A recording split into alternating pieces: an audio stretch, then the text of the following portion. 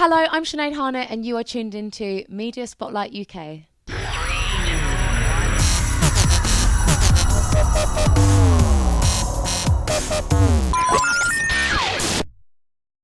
Media Spotlight UK, Sinéad Harnett, how are you? Good, thank you. How are you? Very well. So your album Lessons in Love is out tomorrow. How are you feeling? Just so excited, like honestly so grateful that this is happening. And the album's been in the works for what, a year? Yeah. And plus. Well, plus, yeah. So have you combined all your experiences from the start of your career till now? Yeah, pretty much. It's been. They say that your first album is like your whole life leading up to now. So, yeah. It's been an accumulation of different situations and relationships and everything in there. What was the hardest part about doing the album?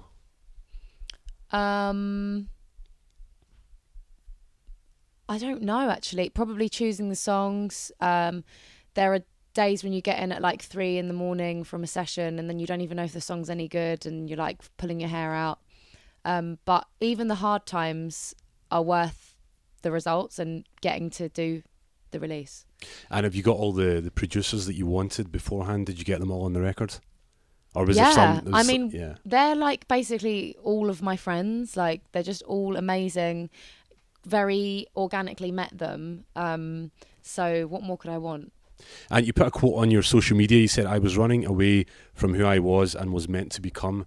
So that was quite deep. It's quite profound. What did you mean by that? I'm the deep girl. You are, just yeah. So you know. You're quite spiritual, aren't you? Yeah. I'm sometimes a little bit too deep. Like, you know, when you're like, you need to relax, babe. What did I mean by that? Yeah, specifically, yeah. I guess, like, honestly, even this morning, really weird, I looked at my plant and I said to my boyfriend, I was like, babe, I've always wanted a plant and I've got one now. And I've always wanted my album to come out and now it's happening. So I just think the younger me, like, didn't think that I deserved it, didn't think that I was good enough. You know, all these very, very common feelings that we all have, the self-doubt comes in. And I don't know, I just didn't believe that it would happen. And because it has, I think what I was scared to become, now that it's happening, I'm like, it doesn't matter how scared you are, put in the work and it will get there eventually. How good does it feel to have a song dedicated to your nephew on the album?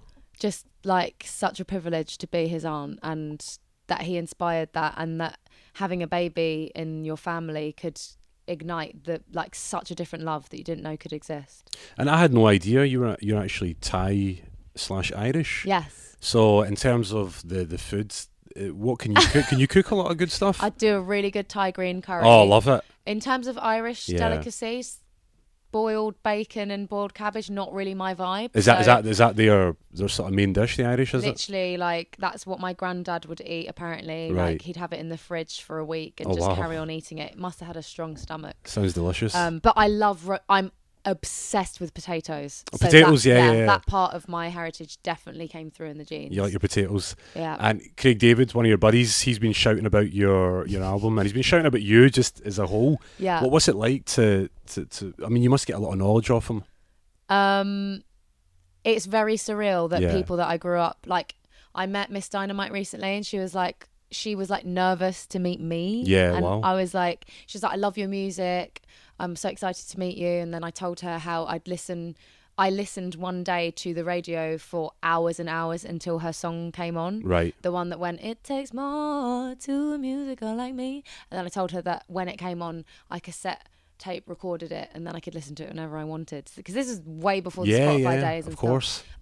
So yeah, it's surreal. And you think, I said this to my friend actually, I was like, you think, how could I be friends with the legend? But you also realise that watching them let you hopefully become one. Of course. So we're all the same. So connected. Yeah.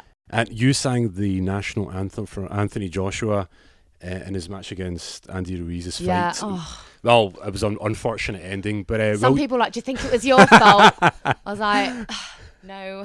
Yeah. No, you sang that beautifully. Will you be at the rematch? Will you be performing the national anthem at the rematch? It is in Saudi Arabia, we have to mention. Yes, it is.